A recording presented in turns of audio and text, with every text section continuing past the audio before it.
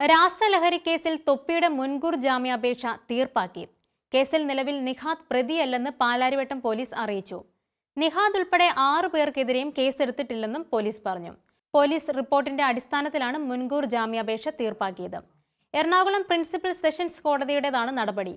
തമ്മനത്തെ താമസ സ്ഥലത്ത് നിന്ന് രാസലഹരി പിടിച്ചെടുത്തതിന് പിന്നാലെ യൂട്യൂബർ തൊപ്പി എന്ന നിഹാദ് ഒളിവിലായിരുന്നു. പോലീസ് കേസെടുത്തതിന് പിന്നാലെയാണ് നിഹാദ് ഒളിവിൽ പോയത്.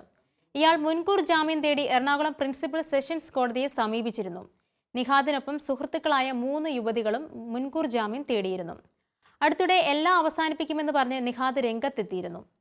വിഷാദത്തിലൂടെ കടന്നു പോകുകയാണെന്നും ഇനി ഇത് തുടരാനാകില്ലെന്നുമായിരുന്നു യൂട്യൂബിലൂടെ നിഹാദ് പറഞ്ഞത്. വീട്ടുകാർ തന്നെ സ്വീകരിക്കില്ലെന്നും പണവും പ്രശസ്തിയും ഉണ്ടായിട്ട് ഒരു കാര്യവുമില്ലെന്നും നിഹാദ് പറഞ്ഞിരുന്നു.